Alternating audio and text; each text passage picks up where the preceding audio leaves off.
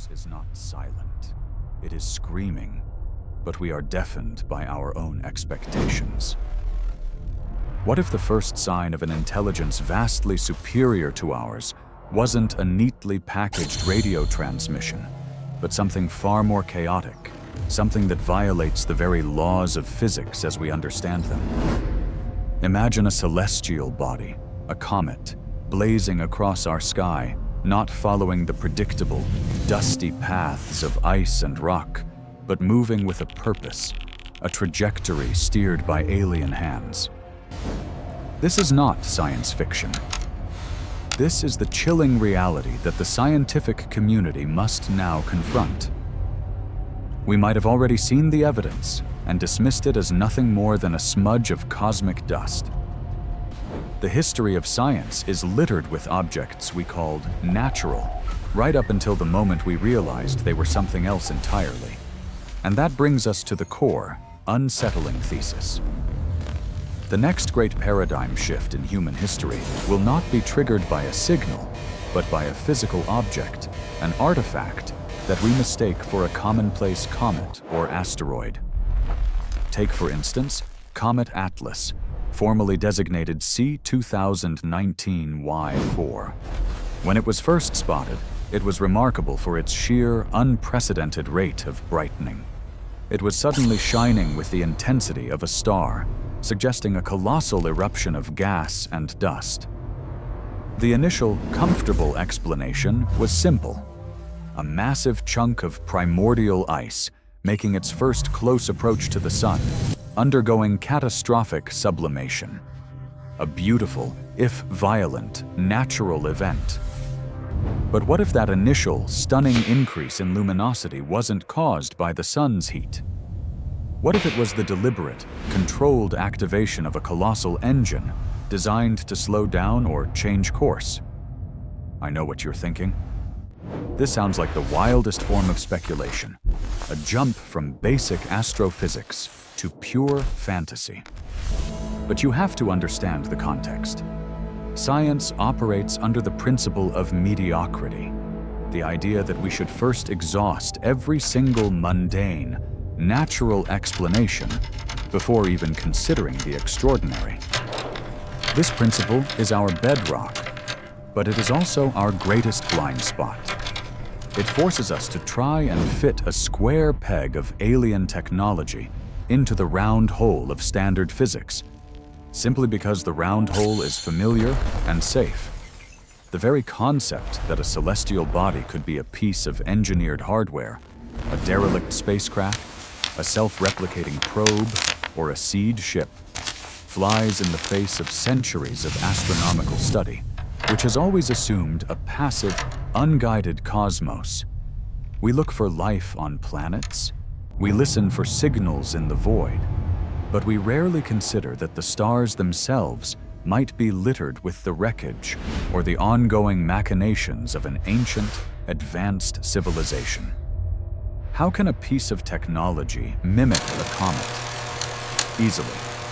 A comet is, by definition, a fuzzy, non-gravitationally accelerating object. The non-gravitational acceleration is caused by the jets of sublimating ice acting as tiny thrusters. If an alien civilization wanted to build a probe that could travel through interstellar space and pass undetected through a star system, what better disguise than the chaos of a comet? The moment you accept this possibility, the entire history of astronomy, the long, slow march of our understanding of the cosmos, takes on a deeply unsettling new dimension. We have always struggled to categorize the messengers from the dark. For millennia, the universe was not a place of physics. It was a stage for the gods. The earliest paradigm, the great unquestioned truth of antiquity, was the geocentric model, perfected by Claudius Ptolemy.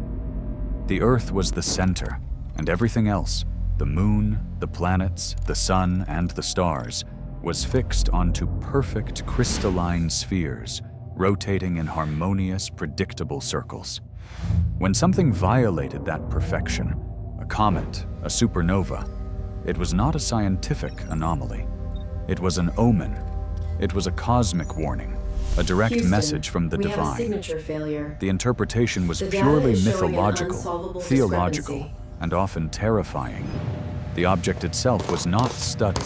Its meaning was studied. Then came the great rupture of the Renaissance, driven by Nicholas Copernicus, and later, spectacularly, by Galileo Galilei. The Earth was dethroned.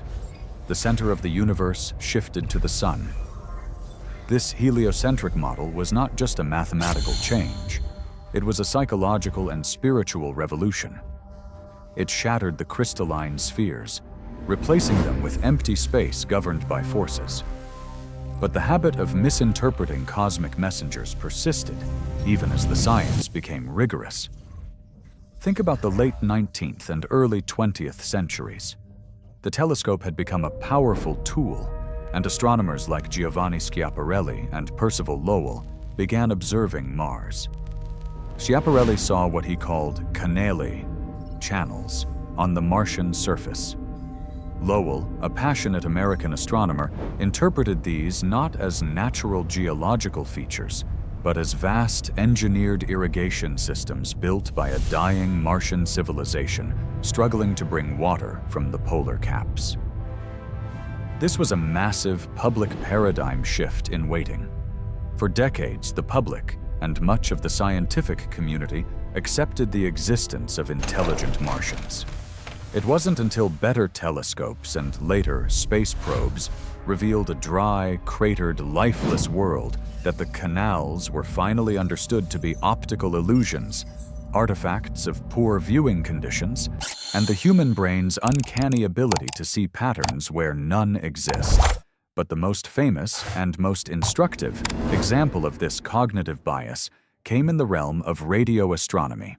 In 1967, a Cambridge PhD student named Jocelyn Bell Burnell detected a strange, incredibly regular pulse of radio waves.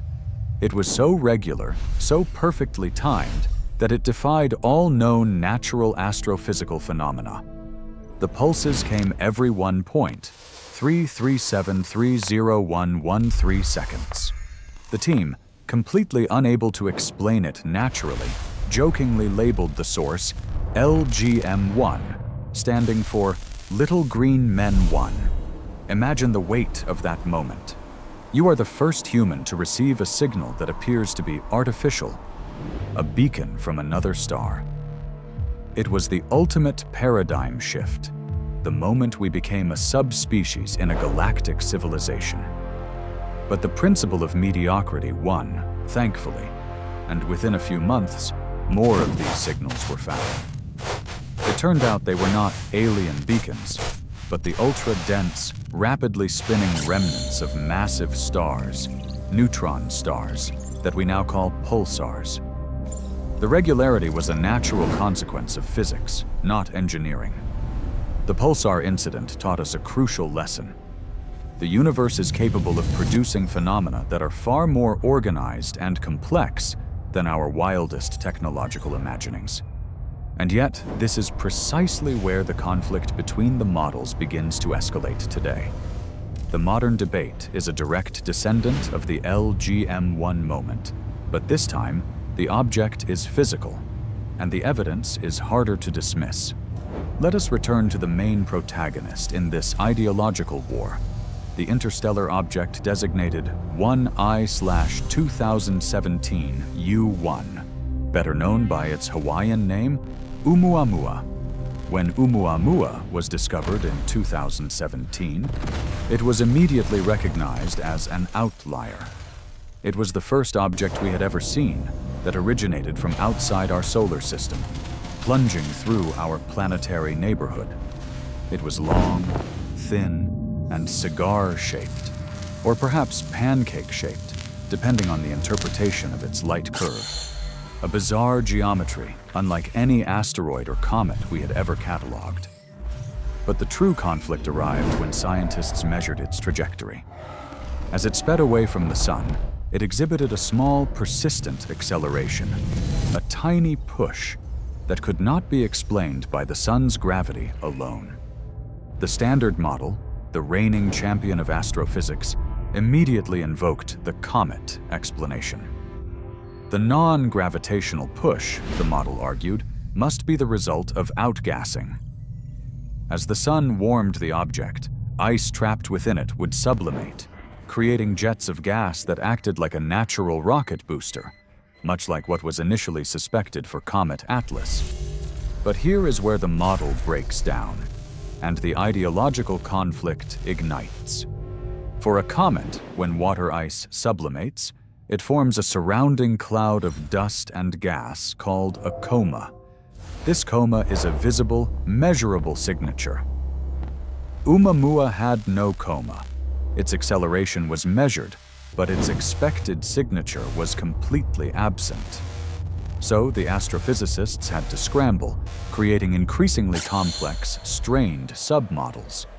They suggested the ice wasn't water, but exotic, hard-to-detect gases like molecular hydrogen or nitrogen. But even these models required the object to be composed almost entirely of these rare, volatile ices, a composition that is statistically improbable for a body formed in another star system.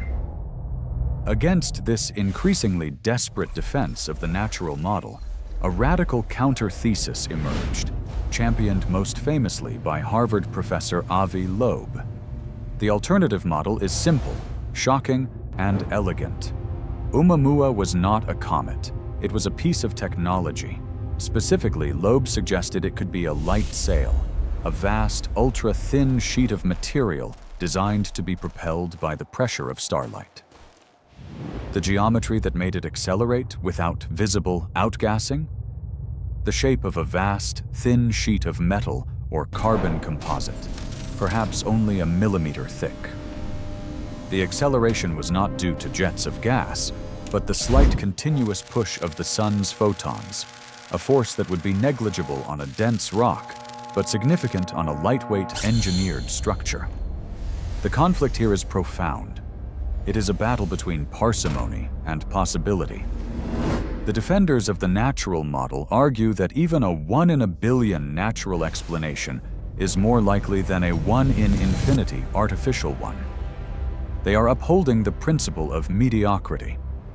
The proponents of the artificial model argue that when your natural explanation requires you to invent exotic ices that have never been observed in such abundance and demands a density that is mathematically inconsistent with the observed acceleration, you are no longer practicing parsimony. You are defending a failing paradigm. The tension is amplified by another cosmic enigma. Tabby's star, also known as KIC 8462852. This star, located over 1,400 light-years away, was observed to undergo unprecedented, massive, and highly irregular dips in brightness, sometimes dimming by as much as 22%. Think about that. 22% of the starlight was being blocked, and the dimming events were not periodic, like a planet. Again, the two models clashed. The natural model suggested a vast, irregular swarm of comets, or perhaps a temporary cloud of dust. But the scale and irregularity of the dimming events made these explanations almost impossible to sustain. You would need thousands of comets, all perfectly aligned, all at once, to block that much light. The artificial model, the radical one, suggested a Dyson swarm, a partial shell of colossal solar energy collectors built by an advanced civilization. It suggested that the dips in light were not caused by natural debris, but by the movement of enormous orbiting megastructures. The old paradigm, the one that insists on a universe devoid of large-scale engineering, is forced to conjure up impossible comets and invisible exotic ices. The new emergent paradigm, the one that looks for technosignatures in the form of physical artifacts, finds elegant, if terrifying, answers. The truth is, both models are currently incomplete, but the escalating evidence against the purely natural explanation is what is driving the cognitive point of no return. The moment of rupture, the true paradigm shift, will be the day we are forced to create a new category in our astrophysics textbooks. We have comets, we have asteroids, we have pulsars, and one day we will have engineered interstellar artifacts. This realization is the true cognitive breaking point. It means rewriting the fundamental assumption that the only two possibilities are natural or random. It introduces a third, terrifying variable: directed. Imagine the scientific meeting where the lead researcher, after exhausting every single possible permutation of water, hydrogen, and nitrogen ice, stands up and says, "The only remaining explanation that fits the data is that this object is a derelict probe." That is the moment the scientific community crosses a threshold. The principle of mediocrity, the idea that we are nothing special and that the universe is probably just rocks and gas, is shattered. We are forced to accept that an intelligence not only exists, but has been physically present in our backyard. And we failed to recognize it because it was disguised as a piece of debris. This is the intellectual and emotional equivalent of the day Copernicus moved the Earth. It is a total recontextualization. If the first sign of alien life is not a signal, but a physical object, an Oumuamua, a tabby star structure, or a future Comet Atlas-like object that doesn't disintegrate, but instead makes a sharp, deliberate turn, then the entire framework of our search for extraterrestrial intelligence, or SETI, must pivot instantly. For decades, we have been waiting for a radio wave, a burst of energy, a complex mathematical prime number sequence beamed at us across the light years. We have been listening for the sound of a conversation. But what if the civilization is so old, so advanced, that they no longer communicate via radio? What if they communicate via infrastructure? What if they are building things so large, so complex, that they are the landscape? The new paradigm forces us to become cosmic archaeologists. We are no longer passive listeners. We are active hunters for physical artifacts. We must look for techno-signatures, the physical evidence of engineering, in the most mundane of places. The strange acceleration of an interstellar visitor, the irregular dimming of a distant star, the unnatural composition of a body in the Oort cloud. The legacy of this new thinking is already creating an intellectual cascade across every field of science. First, it forces a complete re-evaluation of our planetary history. If probes from other star systems are common, if they are the cosmic equivalent of dust motes, could one have visited Earth millions or even billions of years ago? Could a seed ship have influenced the very origin of life on our planet? This is the concept of directed panspermia, now given a physical engineering context. Second, it completely redefines our exploration missions. If we find an object like Oumuamua, the next logical step is not just to observe it, but to launch an intercept mission. Imagine the resources, the political will, the global collaboration required to send a probe to catch up to an interstellar artifact moving at tens of kilometers per second. It would be the most ambitious technological challenge ever conceived. Third, and perhaps most profoundly, it changes our place in the cosmic hierarchy. If we confirm that Oumuamua was a derelict light sail, it implies that the civilization that built it is either long dead or so far advanced that they have moved on to other incomprehensible modes of travel and communication. We would be studying the trash of a vastly older, more powerful society. The greatest enigma that remains, the one that will dominate the next century of research, is not just if they are out there, but what they are doing. If Comet Atlas or a similar object were confirmed to be engineered, what would it mean? Is it a weapon? A probe sent to monitor our technological development? Is it a self-replicating von Neumann machine, designed to spread through the galaxy, consuming resources to build more of itself? Or is it something far more benign, a message in a bottle, a time capsule from a long-lost empire? The possibilities are endless and terrifying. The shift is happening now. Researchers are no longer laughing off the alien technology hypothesis. They are building new telescopes, developing new algorithms, and funding new search projects specifically designed to look for the physical anomalies. The things that look like comets but don't act like comets. The stars that dim too much, too fast. The universe is not silent. It is filled with physical objects, and some of them may be shouting their existence, not through radio waves, but through a trajectory that defies gravity, or a composition that defies chemistry. We stand on the precipice of a new era. We have moved beyond merely listening for a whisper in the cosmic wind. We are now looking for the engineered ghosts of the galaxy, the physical evidence of intelligence that has been sitting in plain sight all along. The question is no longer, will we find them, but when? We will be brave enough to admit that we already have.